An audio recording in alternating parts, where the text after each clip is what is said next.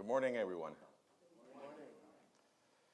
I was listening about obstacles, and I believe that I may share one that might be, from my perspective, one that we should tackle together.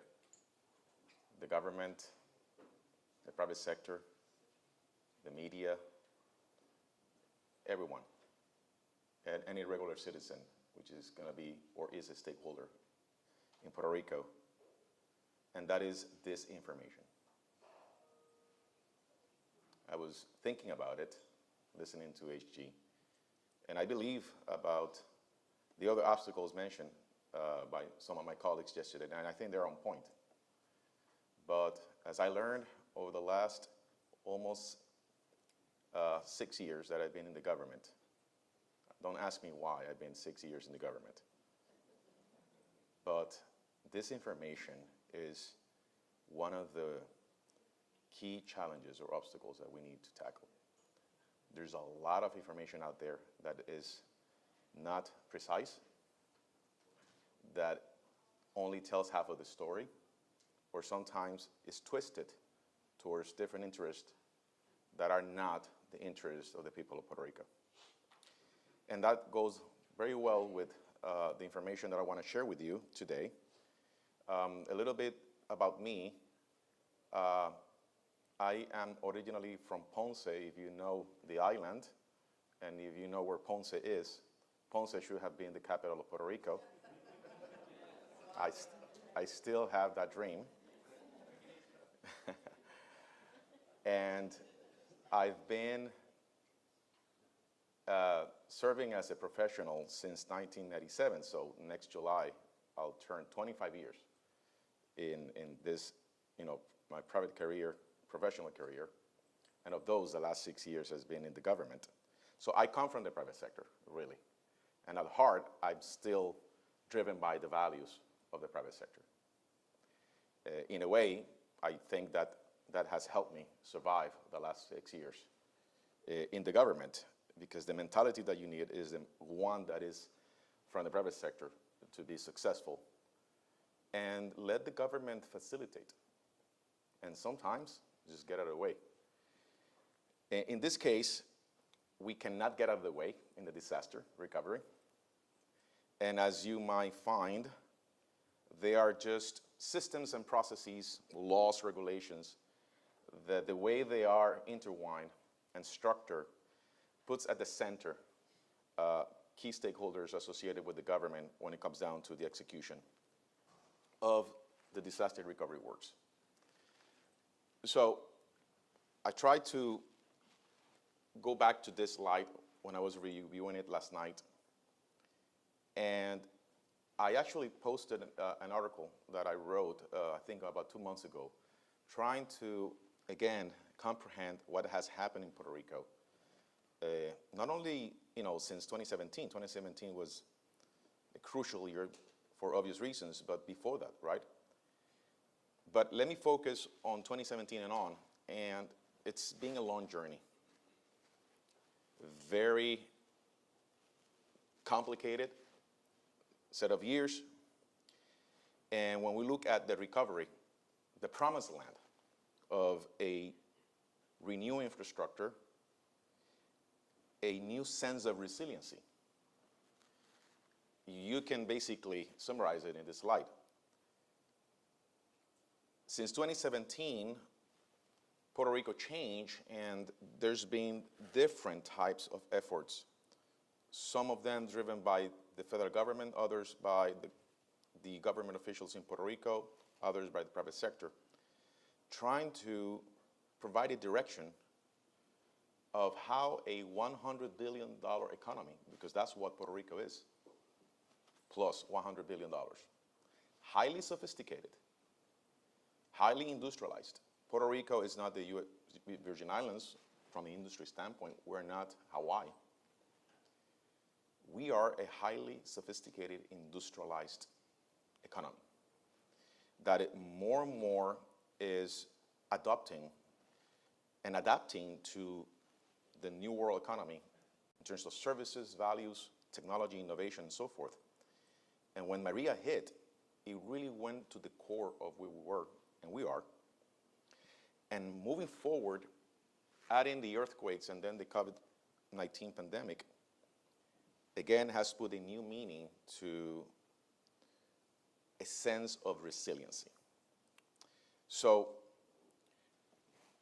in a very short way of describing things, there was a lot of emergency work, a lot of money spent during emergency work to the tune of $5 billion.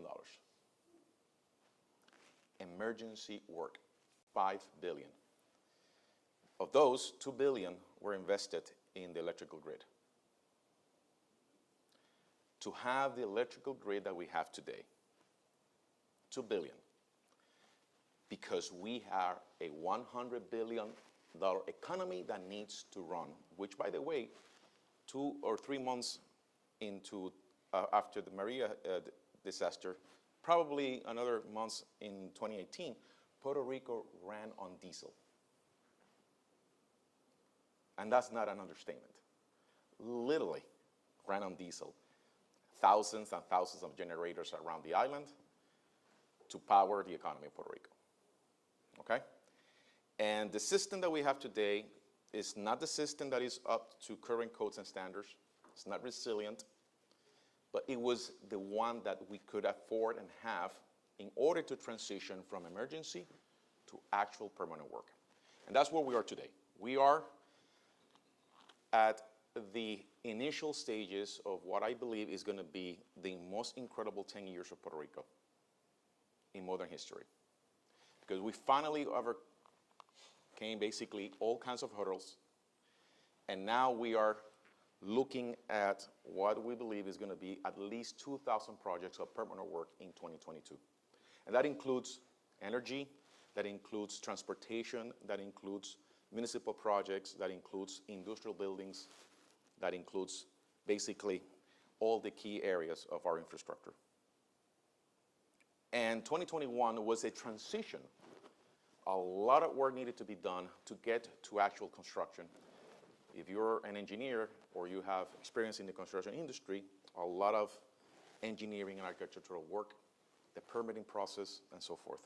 We're finally there. We're really knocking at the door of that next 10 years of permanent work projects in Puerto Rico.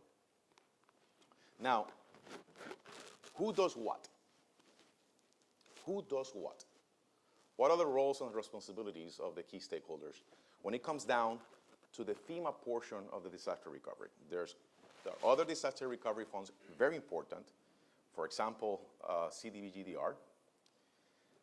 But FEMA funds basically represent 60% of the funds, or maybe 60, 65% of the funds for the disaster recovery in the next 10 years.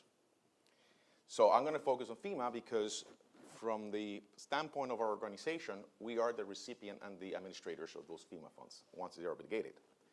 So FEMA obligates funds. They are the provider of the funds. They provide the oversight, monitoring, auditing, of course, technical assistance. But once funds are obligated, they are obligated to Core 3, which is the entity that I lead. And Core 3 is also responsible for disbursing the funds. So you can imagine the challenge of disbursing efficiently. You might use the word fast or agile to ensure that projects are executed in the different stages, but at the same time is the same entity that needs to ensure compliance. So it's a fine balance between compliance and execution. So I remember using the term last year, accelerating the funds or accelerating the projects. Now we changed that and we're saying, let's execute projects and disperse funds efficiently, because we need to include the component of compliance. Why is that important? Because if we disbursed $20 billion in the next 10 years for permanent work, we need to ensure that we don't return a cent back to FEMA. that's the price that we might pay if we disburse that incorrectly. I remember some people are saying, wow, that could be the next crisis. Well, at least as long as I am the director and the governor's authorized representative, I'm going to ensure that we are going to be efficient, but we're not going to be in a position that we're going to risk, returning money. The money will be disbursed and has to stay where it needs to stay, which is in the permanent work. Now, who executes the projects? It's not FEMA, it's not Puerto Rico. There are basically 4 types of subrecipients. And this is based on the Federal Stafford Act, the different federal regulations and so forth. So keep in mind that it's going to be the state agencies, for example, the Department of Transportation that was here yesterday. Public corporations like the Puerto Rico Energy Authority, Electrical Power Authority, the Puerto Rico Water and Aqueduct Authority. Those are public corporations that will execute and are executing projects. Municipalities, we have 78 municipalities, and certain private nonprofit organizations that they provide certain services and or have certain assets that qualify for these funds. They execute the projects, and they help us to do that in compliance and transparency. This is very important to understand and put in context how things are being executed and will be executed over the next 10 years. So, where are we today? The latest number in terms of how much money the government of Puerto Rico, through the different subrecipients or subapplicants, have requested to FEMA is in the tune of almost $37 billion. Okay? That's 37% of our economy. Okay, just to put the number in context. Of those, FEMA has already obligated $29 billion in about 9,500 PWs or project worksheets, which have different projects. Of that, FEMA will pay through Core 3, 90% roughly, which is about $26.7 billion. And they are basically organized in permanent work, emergency work, and administrative cost. So we're trying to focus now on permanent work, which is the $20.2 billion that are being obligated. And disbursement, very important, is also within the framework of what FEMA has established through law and regulation, which is reimbursement. So the other challenge, if I have to use a second obstacle, is cash flow, liquidity, okay? Because these funds, these programs, work on a reimbursement basis. So this information, remember, I believe that some people think that I actually have a vault. Whether it's some corner in my office at Core 3, and there may be some conspiracy theories that I have that vault in my actually living room in my apartment, okay? We don't have a vault. We don't have that money physically. The money is allocated per project, per subrecipient. It's literally in the cloud. It's called Smart-Link, FEMA, somewhere in the cloud. There is an account that has the name of the project. Let's say Substation A in Catania, $20 million. PREPA, Category F, and what have you, right? Once PREPA executes the project, it will come to me and ask for reimbursement. And we'll do the compliance, the completeness and compliance, and we authorize a drawdown from that Smart-Link. It will be literally in our account for less than a day, and after that, we'll go to an electronic transfer to PREPA. That's how it works. So PREPA needs liquidity. So it's the chicken or the egg, right? If you don't have the money, you don't do the project. If you don't do the project, I don't reimburse. So I spent the last 15 months understanding that and putting together a strategy to ensure that liquidity is not a problem. So I'm not going to, the presentation today is not to get into those details. I'll be more than glad to share that in the Q&A or later on. But the good thing is that there are strategies in place to minimize the risk of the lack of liquidity, because that's what the service needs in order to execute, and then I reimburse. So now, where is the money allocated? After a tedious process with FEMA, because it is tedious, I will argue that it's necessary as well, could be more efficient, but it's the check and balances, right, of ensuring that U.S. taxpayers are well spent, correct, in Puerto Rico. And the number one subrecipient is, of course, by no surprise, the Puerto Rico Energy Power Authority. Half of the money is there, or at least allocated or obligated to them. And there's a reason, because that was the most devastation that we experienced in 2017 was the electrical grid. Then you have a number of other subrecipients. Water and Aqueduct has $3.7 billion. This is federal share. The Department of Education, 900 plus schools, $2 billion. So using the Pareto principle, if you are familiar with the Pareto principle, it says that 20% of something influences the 80% of the outcome, right? Everyone is important. All these recipients are important, every one of them. But if we manage to ensure that the top 3 are completely successful, we ensure a successful disaster recovery. Because that's where the money is, 80% of the money. In 3 critical infrastructures: power, water and aqueduct, and schools. Now, let me be clear. Everyone else is extremely important. Municipalities, $2 billion. They had never seen such an allocation of money in their history. We have some municipalities. One of them is in the middle of the mountains. All of the recovery basically are municipal roads. $300 million already obligated by FEMA to redo the whole municipal bridges and roads in that town in the middle of the mountains.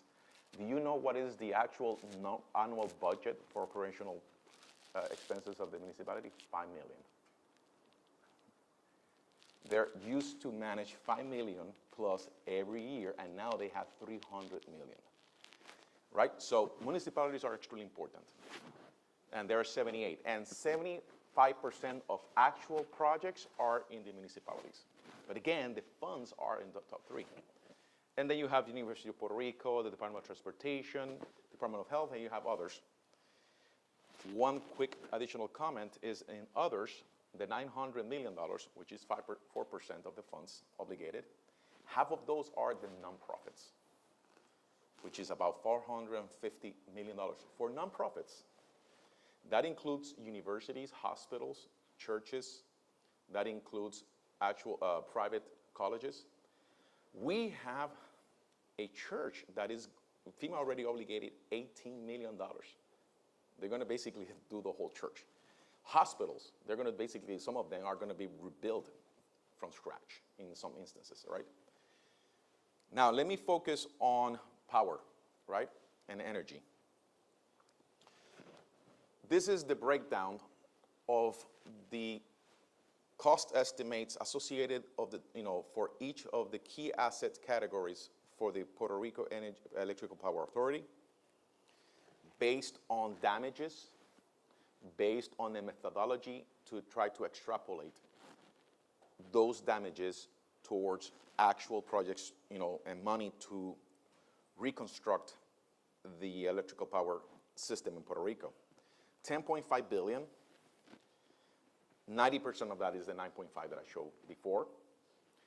Important, this doesn't include additional funding that the PREPA might receive through FEMA on a project-by-project basis for hazard mitigation measures. So the 10.5 might go up to 11, 12, maybe 13 billion, okay? on a project-by-project basis. So, for example, a substation, there, let's say that PREPA, in this case LUMA, is going to basically retrofit a whole substation. They may get additional money, additional to this 10.5, let's say on that particular project, to elevate the substation. So that is a mitigation measure, right? As you can see, the money is on transmission and distribution because those were the damages happened in 2017, okay? Now, a couple of additional challenges is that the money was obligated in September 2020, but this was a very rare obligation. It's not the typical by FEMA. It's a special obligation because of the magnitude of the devastation of the electrical system. It required a different approach. So what they approved in September was a budget. They approved a budget. They didn't really approve actual projects for execution. So for the last year, roughly, and especially since LUMA joined the team in summer 2021, every project needs to be formulated against that budget, against the asset category, and has to be resubmitted to FEMA for environmental and historic preservation evaluation and for the hazard mitigation measures, okay? But in the case of PREPA and LUMA, there's an additional layer, which I believe is necessary, which is the approval of the Puerto Rico Energy Bureau for each project. Why this is important? Because the Puerto Rico Energy Bureau, which is the independent energy regulator since 2014, is the entity responsible to ensure that we comply with the Puerto Rico energy policy as stated in Act 17, 2019. So remember this information, right? It's not FEMA, it's not the government of the United States, it's not the government of Puerto Rico, it's not Core 3, it's not even PREPA or LUMA. Is the Puerto Rico Energy Bureau the ultimate responsible to ensure that every project is aligned with the Puerto Rico energy policy, which includes at its core resiliency, sustainability, and get to the renewables by 2050. So when you see a project approved by the Energy Bureau, let's say on the T&D, transmission distribution, they already have approved 133 programs and projects. And for the non-T&D, they already have approved 127 projects. That means that those projects comply with the Puerto Rico energy policy. That is the assurance that the people of Puerto Rico needs, that the government of Puerto Rico needs, and the government of the United States needs, that we are complying with the Puerto Rico energy policy, which, again, at its core, is going to resiliency, sustainability, and renewables 100% by 2050. Once the Energy Bureau approves, then it goes to FEMA to submit detailed scope of works so FEMA can evaluate environmental and historic preservation and hazard mitigation measures. So there's already projects in that process and under the architectural and engineering design. And very important, what is the forecast for actual construction starting in 2022, which is what everyone wants. People don't want to hear more about more money coming in. They don't want to hear about, we're actually kind of numb. And this is kind of interesting for a sociological perspective, right? When people hear that there's another 10 million, another 100 million, another billion being assigned to Puerto Rico on top of 50 billion, which you combine FEMA and CDBGDR. I'm not even including ARP funds or the infrastructure bill. People are saying, where is that money going? And when are we going to see the actual construction? So we have changed our narrative to ensure that we can forecast that. So the good news is that 2022 is the year that finally the permanent work projects for the electrical power system reconstruction are going to start, both on the T&D and non-T&D. From the execution standpoint, LUMA executes the projects, and we reimburse them on behalf of PREPA, and for the non-T&D is PREPA, okay? So that's where we are today on this. Again, these projects, all of them need to be up to current codes and standards. They are going to comply with environmental and historic preservation requirements, and they are also going to have, in many instances, hazard mitigation measures, like an example of the substation. Now, there's another program. The one that I just mentioned is public assistance under Section 428 of the Stafford Act to repair, restore, or replace damaged assets by the disaster.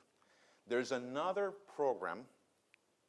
We call it like the little sibling, but it's not that little anymore. It's $4 billion. That has a different goal. It's not to restore, repair, or replace what was damaged by the disaster. It's to invest in the future in assets that not necessarily were damaged in the disaster, but is in the best interest of all the stakeholders to invest in that resiliency and mitigate future hazards. So when the next disaster comes, because it's not if, it's when, we are better prepared, we're more resilient, we save more lives, and from the FEMA standpoint, it costs less, okay? We have $4.23 billion because if you add the other disasters like earthquakes and COVID, and FEMA has already obligated about $1.86 billion in 42 projects. FEMA is already evaluating $1.458 billion in almost 200 projects, and Core 3 is going to submit in the next couple of months the remainder of the money to allocate towards a $4.23 billion allocation. And we're overshooting to just ensure that we don't leave any money on the table. Any project that eventually doesn't go in because we just hit the mark, the cap, it will go to CDBG MIT, which starts probably next year. These are some of the eligible activities. The ones that I wanted to highlight includes structural elevation generators. There's a lot of generators being requested, especially by municipalities and nonprofits. Flood risk reduction, structural, non-structural retrofitting, soil stabilization, and climate change adaptation and resiliency. Let me give you two examples of projects that reflect what I believe is the intent of the program.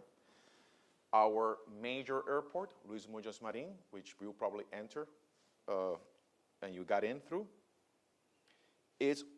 has an approved project by FEMA for cogeneration, $59 million. It's in the design phases. Hopefully we'll go to construction phase sometime next year. A nonprofit hospital submitted through Core 3 a proposal for a CHP system for $10 million under review by FEMA. This is the sort of project that has been submitted to us, and then we submit to FEMA on behalf of our sub-applicants. Let me highlight some interesting points on the hazard mitigation program related to energy. FEMA has already approved and also received the approval of the Puerto Rico Energy Bureau for 2 non-T&D projects under the hazard mitigation program in the tune of about $650 million in 2 projects. One is a very important dam in the southeast and what it's called the dam's early warning system. Both projects are in the early stages of the architectural and engineering design. But let me give you a little perspective. The Patillas Dam. Patillas, it's in the southeast, an area that has always been called the hunger area because it's one of the less developed areas of Puerto Rico. An interesting point is that my very first job was there 25 years ago in a chemical plant. They used to manufacture chemicals for perfumes. So I used to smell very good, I remember, okay? Sadly, that plant closed in 2003. But Patillas Dam is estimated to be about $558 million. This is going to be the most important project for that corner of Puerto Rico. Imagine, almost $600 million in investment. Now, there are two other projects related to generation, and this is when things becomes very interesting. FEMA did approve these projects in I believe, October 2020. Two projects that total around $854 million for what is called generation in the North region and peaking units island-wide. So they're being approved by FEMA, but as you know, as I mentioned, every project needs to be approved by the Puerto Rico Energy Bureau. So there's been a lot of debate, I think a good debate, a very healthy debate, about what should be the nature of that generation in terms of technology and approach, especially in the North region of Puerto Rico. Why the North region? Because the key generation assets are in the South, but the major loads and consumption are in the North, right, the metropolitan area. So we have this system that basically transmits electrons from the South to the North. So, of course, it was evidently after Maria that you needed some resiliency from the generation standpoint in the North region. That was the approach in 2020 based on LNG. And now the debate is, should that be the best approach? Now, I won't have time to have a separate conversation about LNG, right? But I think it's fascinating. I think it is important to have that conversation. And remember disinformation. There's a lot of disinformation out there. So I'm going to state that I do believe that LNG has to be part of the equation, and it has to be in a transition perspective, whatever that means over time, including the fact that by 2050 we want to be 100% renewable. Having said that, we are partnering already with the US DOE, FEMA, HUD. Actually, the governor of Puerto Rico announced about a couple of weeks ago an incredible collaboration agreement between US DOE, FEMA, and HUD and Puerto Rico to understand that. But let me be very clear. These are funds that are provided by FEMA. Therefore, it needs to comply with FEMA's requirements. And there are two important criteria for the hazard mitigation program. Resiliency. And number two, benefit cost analysis, right? BCA. Therefore, whatever it is that we do with this $854 million allocation for generation, whether it is LNG, a new plant, whether it is converting existing units towards LNG, where there is a combination of new or conversion with PV solar, with other renewables, whatever that is, has to be resilient.